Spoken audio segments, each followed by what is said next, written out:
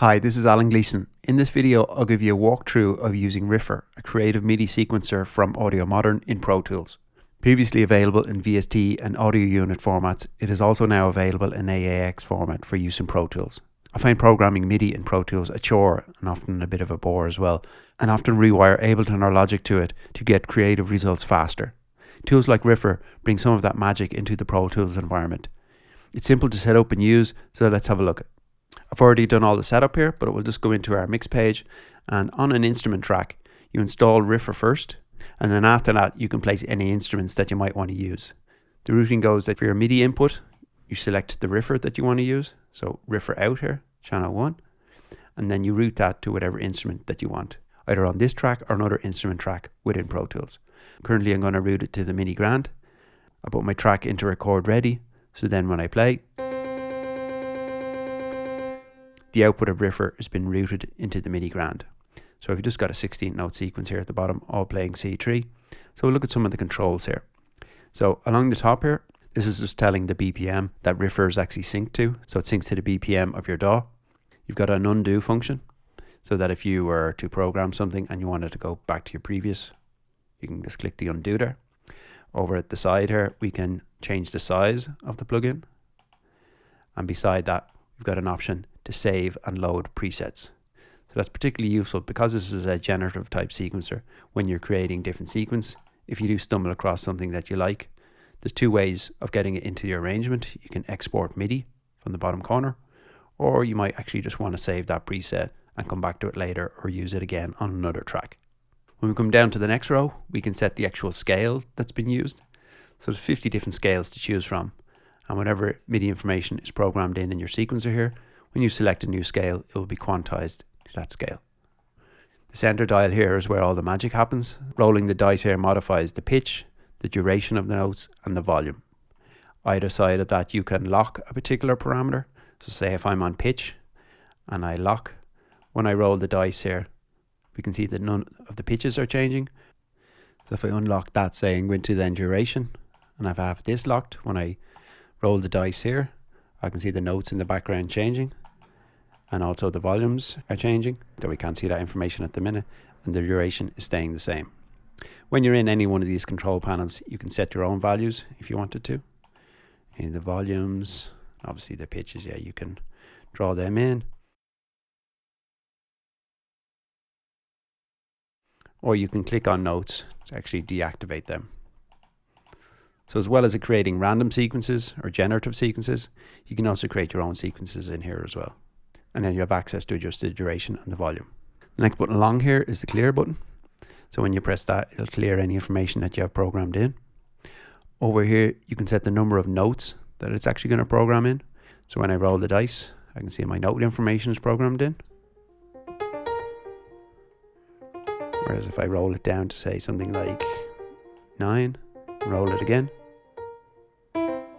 see it populates that 16 steps with 9 notes and deactivates various notes.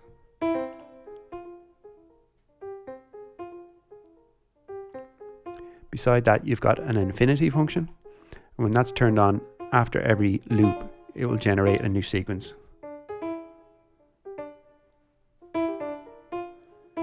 Very good for coming up with something inspirational if you're having a writer's block. As we come down the left hand side here, you can set the quantization. So this is the playback speed for the sequence. So that's on whole notes. You can have it on something very fast. And various triplet sequences.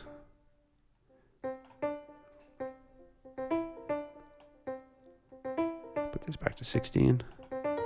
So if you want to add some groove to the sequence, you can turn up the shuffle. And then if you want to humanize it even further, you can turn on the shift control here. So this shifts the position of the notes to different locations, adding a more human factor to it. The motion sets the playback direction. So currently it's forward. You can also set it backward. There's also a ping pong mode, which is also often referred to as pendulum on some sequencers. So the number of steps in the sequence can go up to 64.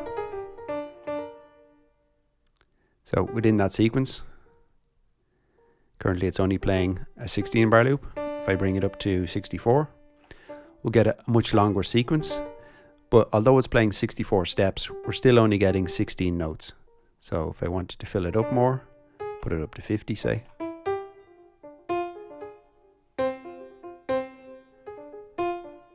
The one thing we did skip over is the actual quantization that can happen to the actual notes. So we've got various scales that I can change now. And I can transpose.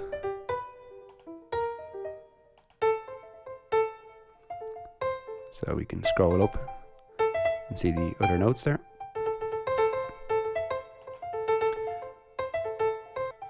Just change the scale and change the key. So the grid that we're looking at here is where the notes are programmed when you actually roll the dice.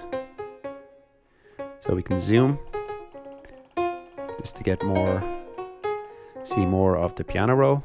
And now when we create a sequence, it uses that whole range to produce the notes. So we can make it smaller. So the smallest you can go is 1 octave. If I wanted to program in a different range, I just scroll to that and then I roll the dice. And it's quantized to the particular scale and key that we're actually using.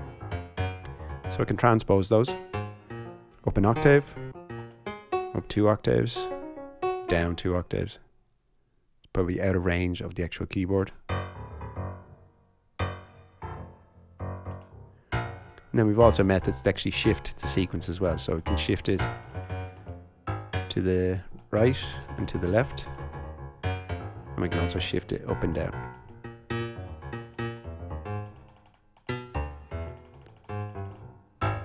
So potentially you can come up with one sequence. You can maybe save that sequence and then shift that up to another key manually by using the up and down keys, or then you could just quantize it to another scale.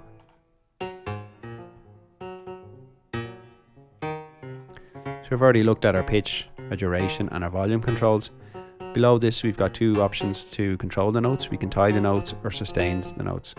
So I'll just reduce the sequence so we can see this a bit more clearly. Maybe put it back to there and put the steps back to something a lot shorter. And take the loop down to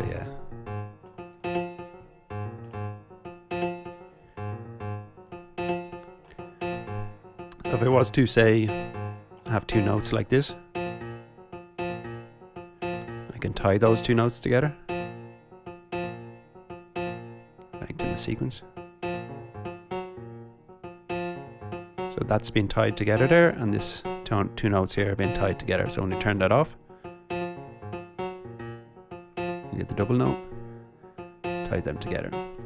If you do create a sequence, say if I reduce the number of notes, and I roll the dice there, you can see some notes have been deactivated. If I turn on the sustained pause, any notes that have a muted note after it will now be sustained.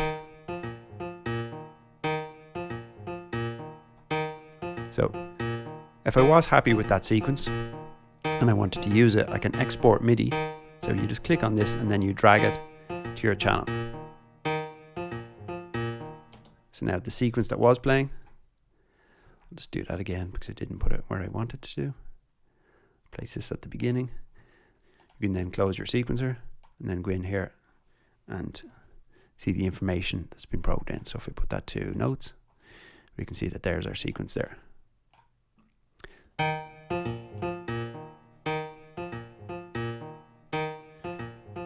So while that's playing, I could go to another Riffer. On the second instrument channel here, I've got Stylus RMX. I could take the sequence that's coming from the first Riffer, instrument 1, Riffer 1.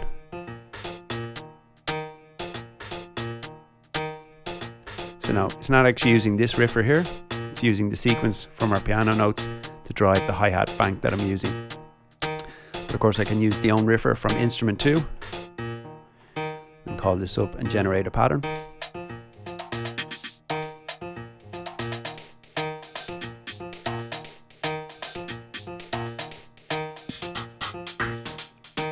And manipulate the information until I get something I'm happy with. So if I was happy with that, maybe on my other track here, I've got another RMX, and this one I've got it set up so that there's a selection of kick, snare, hi-hat and so on in it.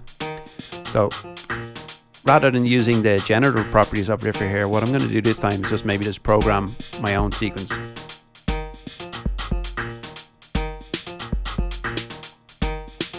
Because it's a mono sequencer, you can only have one note playing at a time, but it still allows a lot of scope for getting a kind of creative rhythm going. So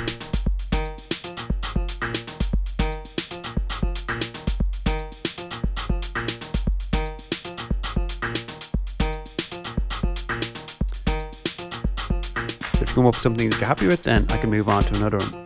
So on my last track here, I've got an instrument that I'm going to use for creating bass. So I'll go back to my first one, I can see that I was using a locrian scale in F. So I'll put this to the same.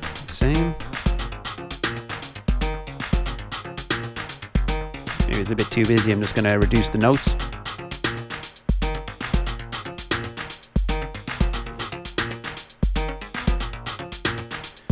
It's a bit too high, so I'm going to go down to say somewhere in C, create a new sequence here.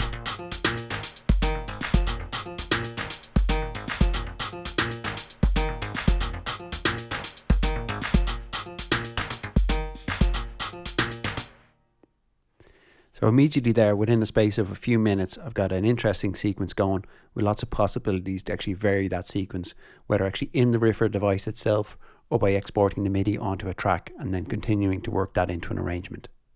So really powerful and useful tool. Love to see more of these type of tools within Pro Tools to help unlock MIDI programming and bring the instruments that you have to choose from to life. So check Riffer out and see what this creative MIDI sequencing tool can do for you.